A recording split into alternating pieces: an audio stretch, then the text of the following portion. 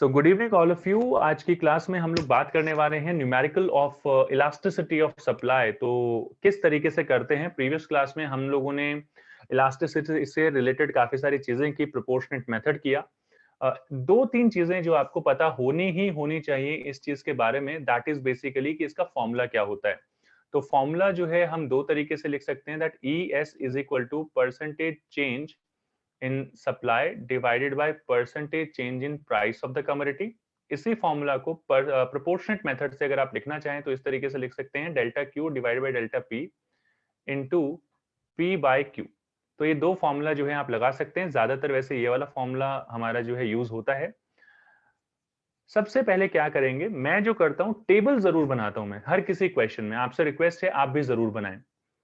Question पढ़ लेते हैं। एट द प्राइस ऑफ ₹10, 10 रुपए का प्राइस है, फर्म 4 यूनिट सप्लाई करती है। तो मैंने जैसे बताया टेबल बना लेते हैं पहले। तो मैंने एक तरफ लिख लिया प्राइस, एक तरफ लिख दिया सप्लाई या क्वांटिटी, जो भी आप लिखना चाहें लिख सकते हैं। प्राइस है 4, जो आप सॉरी प्राइस है 10 जो ऑलरेडी गिवन है। फर्म की सप्लाई जो है वो 4 यूनिट से लिख दीजिए। कहते हैं प्राइस राइजेस बाय, अब मैं फिर से बता रहा हूं, ये राइजेस बाय का मतलब 20 से बढ़ गया। तो 10 था, 20 और बढ़ गया, तो ये 30 हो गया price. quantity of quantity what quantity will the firm supply if price elasticity जो है वो निकालनी है आपको। और यहाँ पर ये इस तरीके के क्वेश्चन जो है काफी ज्यादा आते हैं। क्वेश्चन मार्क मैंने पुट कर दिया है। ईएस आपको गिवन है, ईएस लिख दीजिए 1.25। ठीक है जी, 1.5 लिख दिए। फॉर्मूला लगा दीजिए। पहले वैल्यूज ले लेते हैं हम, क्या क्या वैल्यूज जो है यहाँ पर गिवन है लिख लेते हैं, क्योंकि काफी सारे बच्चों को कंसेप्ट, बेसिक कंसेप्ट में प्रॉब्लम है। तो यहाँ पर सबसे पहले P लिख लेते हैं। तो P आएगा जो इनिशियल प्राइस है जो यहाँ पर दिया हुआ है, दैट इज 10। Q लिख लेते हैं जो इनिशियल क्वांटिटी है, दैट इज 4। डेल्टा P की अगर आप बात करते हैं तो P में कितना चेंज आया, तो 20 का चेंज आया। ऑलरेडी यहाँ पर गिवन है कि प्राइस राइजेस बाय 20 से राइज हो जाता है। तो यहाँ पर सारी चीजें गिवन है। फॉर्मूला मैं दोबारा नहीं लिखूंगा क्योंकि थोड़ा सा स्पेस की भी शॉर्टेज है, और ये फॉर्मूला मैंने यहाँ पर ऑलरेडी लिख दिया है।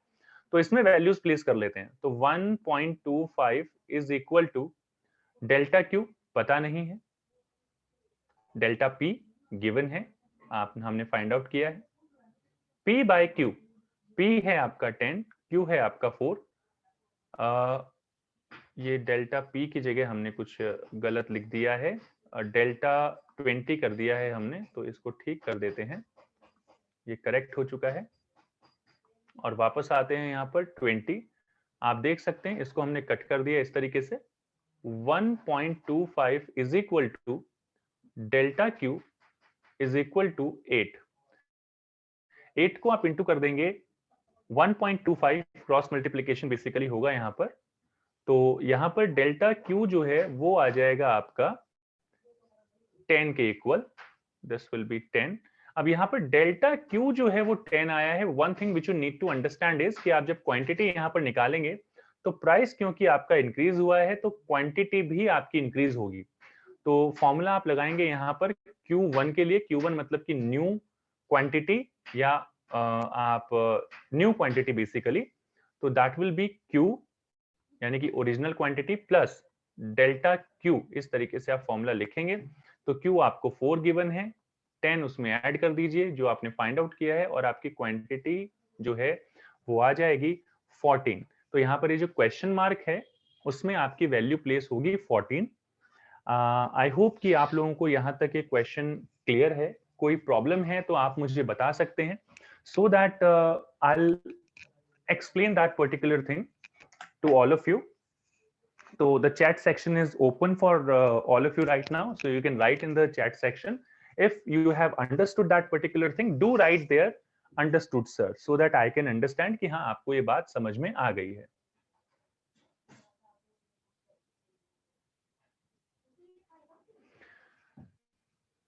I'm waiting for your response.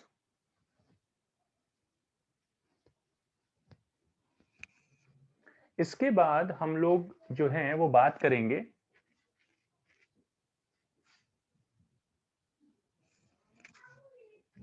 यहां पर हम बात करेंगे इसके बाद क्वेश्चन नंबर 2 की।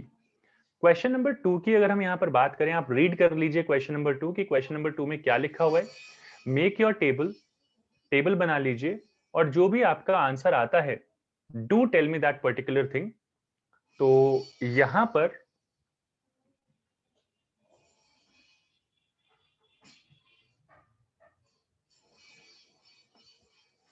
हम क्वेश्चन नंबर 2 की बात करते हैं। फिर से यहां पर टेबल बन जाएगी, मैं कलर थोड़ा चेंज कर लेता हूं सो दैट आपको प्रॉब्लम ना हो कहीं पर भी रिलेट करने में।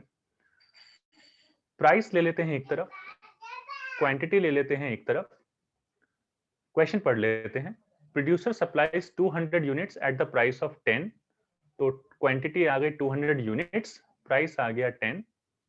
Elasticity of supply again given है हमें 2 है। How many units will the producer supply if price rises by 10%? कि प्राइस अगर 10% से राइज हो जाता है, तो यहां पर समझिए कि इनिशियल प्राइस हमें 10 रुपए दिया हुआ है और 10 का यानी कि 10 का 10% अगर हम निकालेंगे तो 10% किस तरीके से निकाल सकते हैं, 1 2 1 2। तो बेसिकली यहां पर ये by 1 rupee the price will increase by 1 rupee, तो 1 रुपए से इंक्रीज होकर ये 11 बन जाएगा। तो यहाँ पर अगेन क्वेश्चन मार्क, ये क्वांटिटी हमें फाइंड आउट करनी है। ये थोड़े ट्विस्टेड क्वेश्चंस होते हैं, डायरेक्ट क्वेश्चंस नहीं होते हैं, लेकिन if you are aware of the formula and all other things तो मुझे नहीं लगता कि कोई प्रॉब्लम आएगी।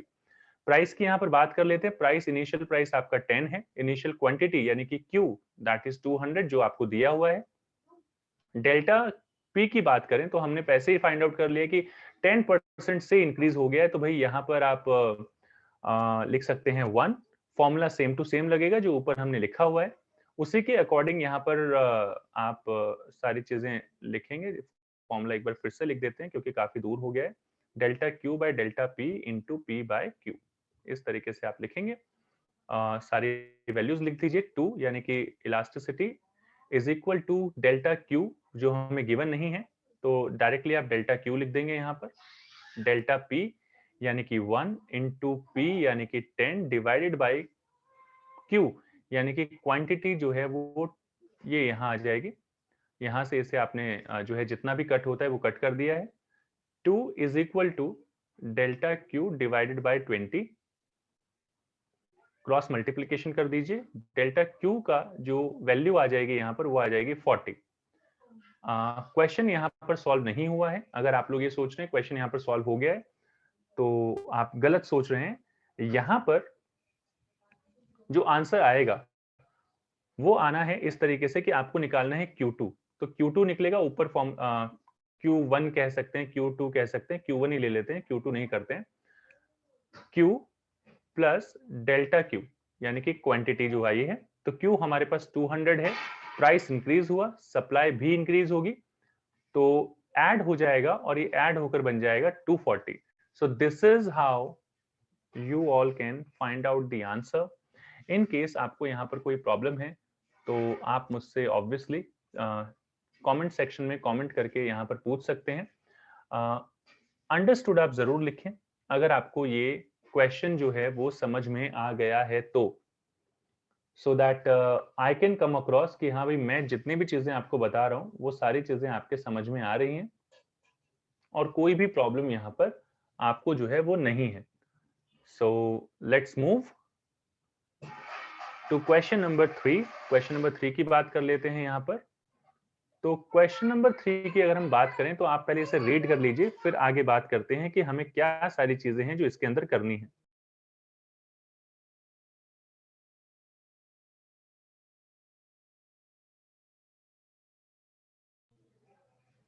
So read the question number 3 and table यहाँ पर हमें दी हुई हमें बनानी पड़ेगी टेबल जो हम हर एक क्वेश्चन में बनाते हैं। Let me change the colour so that you people will be able to understand each and everything, कोई प्रॉब्लम आपको यहाँ पर ना आए।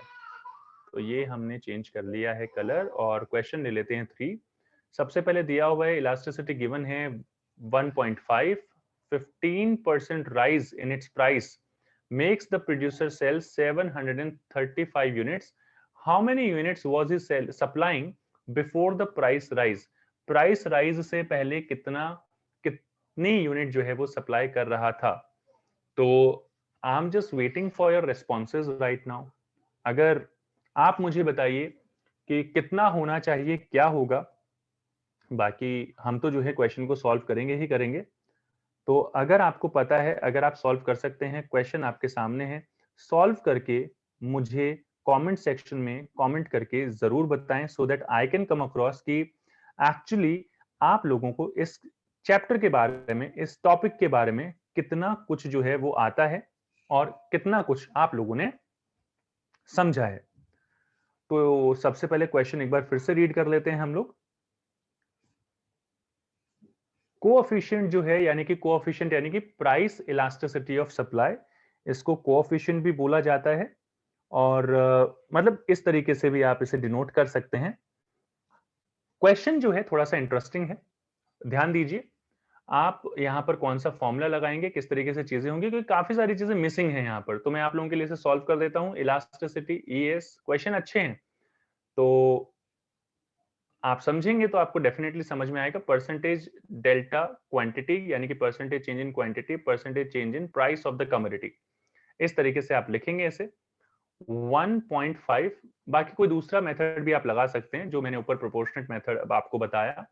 तो 735, जो कि यहाँ पर if 15% rise in its price makes a producer sell 735 units, तो इतने यूनिट्स बेचता है, तो यहाँ पर आप निकाल लेंगे कि भाई ये क्यू, इसमें से क्यू निकाल लीजिए और डिवाइड कर दीजिए इसको क्यू से। तो फॉर्मूला वाइज सारी चीजें चल रही हैं हमारी कि किस तरीके से हम सारी चीजों को करेंगे इनटू 100। और उसके बाद अगर प्राइस पे चेंज निकालना है आपको, तो वो ऑलरेडी हमें 15% दिया हुआ है। तो एक चीज जो आपको इस क्वेश्चन में समझने वाली है कि आप the selection of appropriate formula is also important. तो अगर आप ये समझ जाते हैं, कर लेते हैं, तो फिर कोई प्रॉब्लम आपको नहीं आएगी। इसको हम रीराइट कर लेते हैं फॉर्मूला को। दैट विल कम 735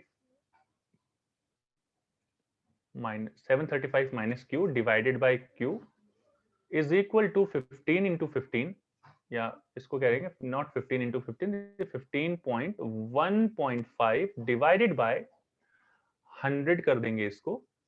और इस सारी इक्वेशन को अगर आप सॉल्व करेंगे तो ऑलमोस्ट आपके पास जो आंसर आ जाएगा क्वांटिटी का, आप इसे सॉल्व कीजिए, कोई प्रॉब्लम हो तो जरूर पूछिए। That will come 600। In case you are not able to solve it, just let me know. So let's move to the next question. यहां तक सारी चीजें आई होप आपको क्लियर होंगी। नेक्स्ट क्वेश्चन पर चलते हैं और ये थोड़ा सा और शिफ्ट कर लेते हैं। चलिए भाई, तो यहां पर हम नेक्स्ट क्वेश्चन पर आते हैं। तो एक क्वेश्चन फिर से मैं कहूंगा टेबल जरूर बनाइए, एक तरफ प्राइस, एक तरफ क्वांटिटी ले लीजिए। क्वांटिटी यानी कि supply.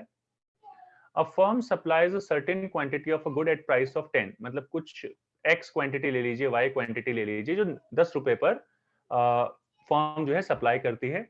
When price changes to ₹9 per unit, price घटकर हो जाता है 9, the firm supplies 10 units less, तो यहां पर 10 यूनिट कम सप्लाई करती है, यानी कि डेल्टा क्यू आपका 10 आ गया। आपको गिवन है 10 है, और इनिशियल क्वांटिटी आपको गिवन नहीं है, वो आपको फाइंड आउट करनी पड़ेगी। The supply curve of a good passes through the origin. अब देखिए इस क्वेश्चन, मतलब मैं अगर जो मेरे मन में आ रहा है वो बोलूं, तो मैं कहूंगा कि देखिए इस क्वेश्चन की नजाकत को समझिए कि the supply curve passes through the origin. अब अगर जिस बच्चे को स्टेटमेंट का मतलब नहीं मालूम, that what does it mean that when supply curve passes through the origin, तो मैं आपको बता दूं कि यहाँ पर whenever such kind of statement is given to you, जब भी supply curve आपका पास करता है origin से, तो उस केस में आपकी जो ES होती है, आपका जो ES होगा that will be equal to 1, वो जो है equal to 1 होगा, एक के बराबर होगा। You don't need to forget that particular thing। तो ES will be equal to 1, ये चीज यहां पर सबसे समझने वाली है। कैलकुलेट कीजिए x की वैल्यू कितनी आएगी, डोंट वरी। ES दिया हुआ है, फॉर्मूला हम लिख लेते हैं एक बार फिर से। फॉर्मूला जितने ज्यादा बार लिखेंगे, delta Q by delta P into P by Q, जितनी ज्यादा बार लिखेंगे उतना आपको लर्न होगा। पेपर में आपके हाथ अपने आप चलने लग जाएंगे, याद रखने की जरूरत भी नहीं पड़ेगी। याद इतना रखना है कि कौन सा फॉर्मूला यूज करना है। So ES is given to you, that is 1। So जब भी ओरिजिन से पास करता है, तो तो चाहे कितना भी एंगल बनाए origin पर, irrespective of that thing, whenever your supply curve passes through the origin, your elasticity of supply will be equal to 1.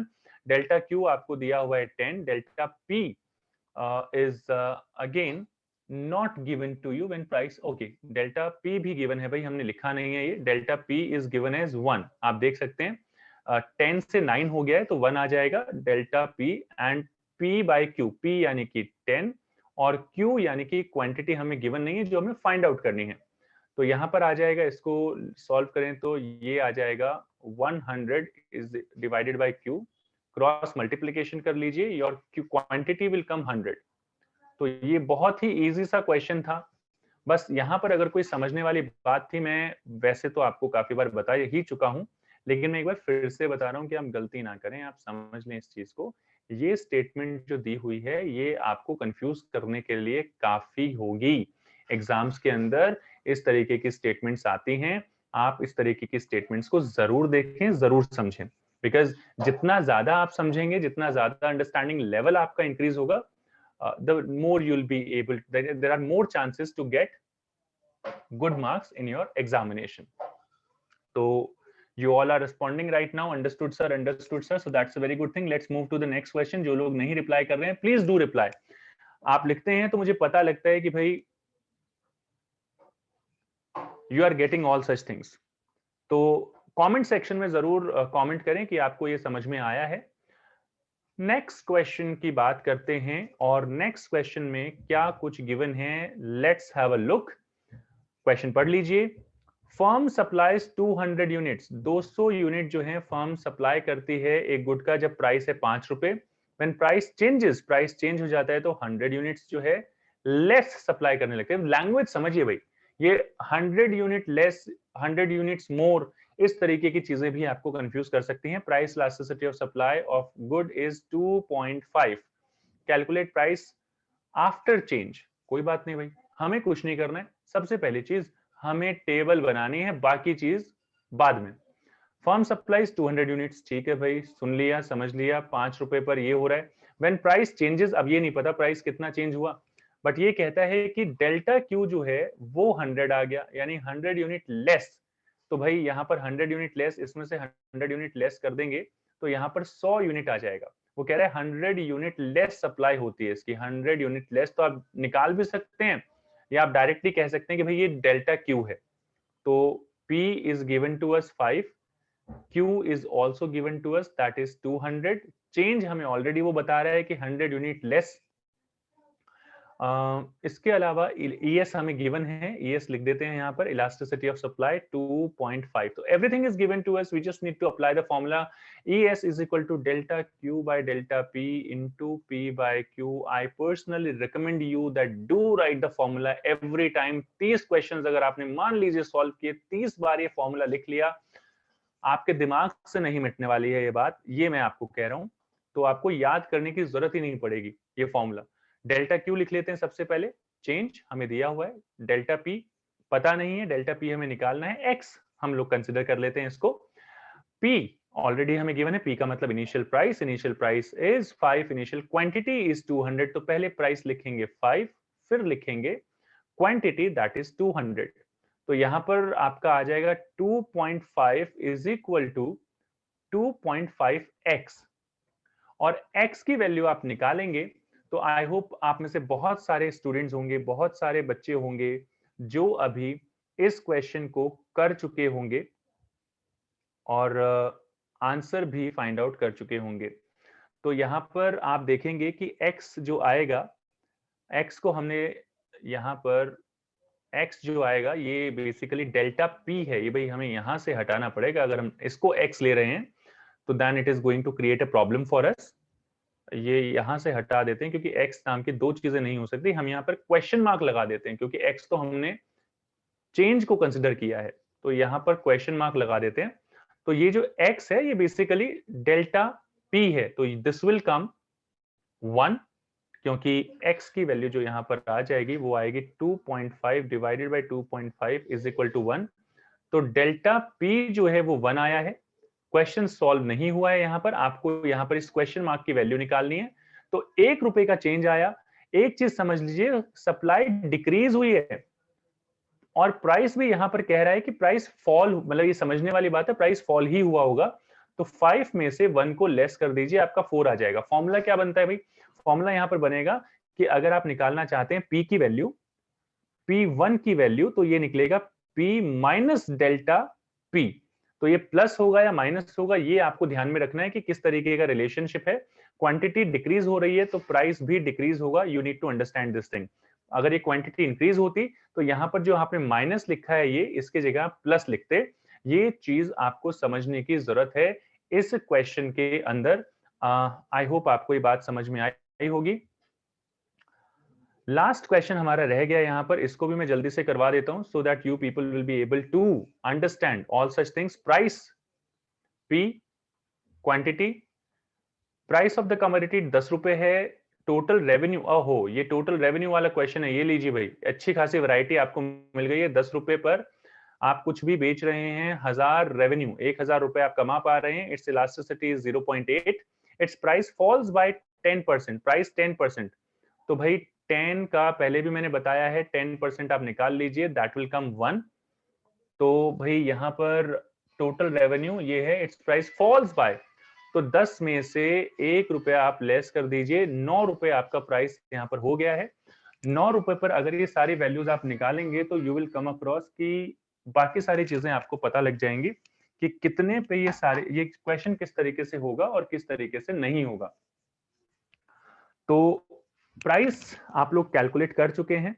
Quantity, ये calculate the total revenue at the reduce price, यहां पर आपको revenue calculate करना है। काफी अच्छा question दे दिया भैया आपको।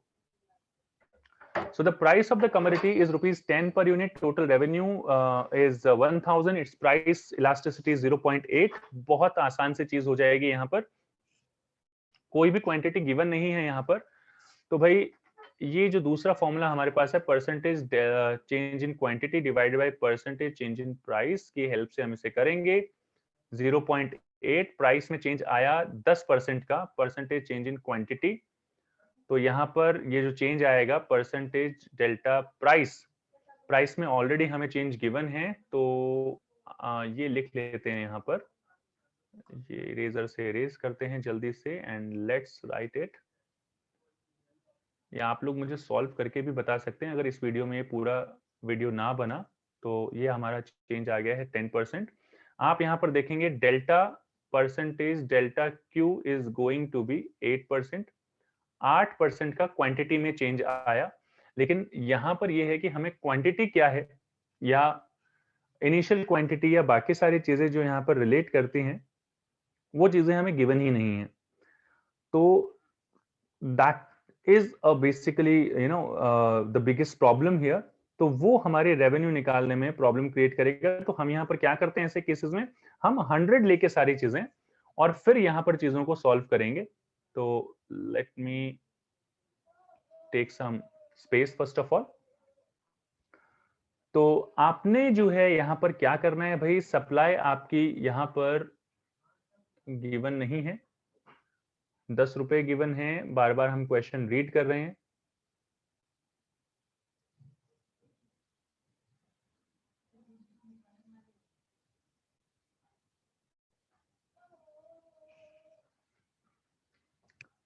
भाई इस क्वेश्चन में मुझे आप बताइए कि आप क्या करेंगे, क्योंकि यहां पर काफी सारी चीजें जो हैं वो गिवन है, आपको 100 लेके ही चलना पड़ेगा यहां पर। कि अगर मान लीजिए यहाँ पर 100 ये क्वांटिटी थी, प्राइस जो है आपका बेसिकली फॉल हो चुका है, तो क्वांटिटी भी फॉल होगी। तो चेंज इन क्वांटिटी 8% का आया है, तो 8% के हिसाब से ये 92 होगा, और 9 इंटू 92 जब आप करेंगे तो ये आ जाएगा 828। इस तरीके से अज्यूम करके आपको करना पड़ेगा कि हमने अज्यूम किया कि इनिशियल क्वांटिटी 100 है, उसके बाद में आपका जो चेंज आया, ये यहाँ पर आपने जो फाइंड आउट किया है 8% आया है, ये परसेंट लिख लीजिए या 8 भी लिखेंगे तो चलेगा। तो Q1 will be 100 minus 8, that will be 92। Price already आपको गिवन है, तो TR1 निकालने के लिए 92 इंटू 9 करेंगे तो 828 will be your answer. I hope आपको ये क्वेश्चन समझ में आया होगा। अगर इस तरीके के वीडियोस आपको अच्छे लगते हैं, हमारे एफर्ट्स आपको अच्छे लगते हैं, चैनल को लाइक जरूर करें, चैनल को सब्सक्राइब करें, वीडियो को लाइक करें, शेयर कर दीजिए अपने दोस्तों के साथ। मैं इसी तरीके के और भी वीडियोस आपके लिए लाता रहूंगा। कोई डाउट है कमेंट सेक्शन में कमेंट करके जरूर बताएं। हर एक कमेंट को मैं रीड करता हूं और उसका रिप्लाई भी जरूर करता हूं। तो मिलते हैं आपसे नेक्स्ट वीडियो में। Till then keep watching Manoj Jahangir classes, all of you, and take care. Good bye.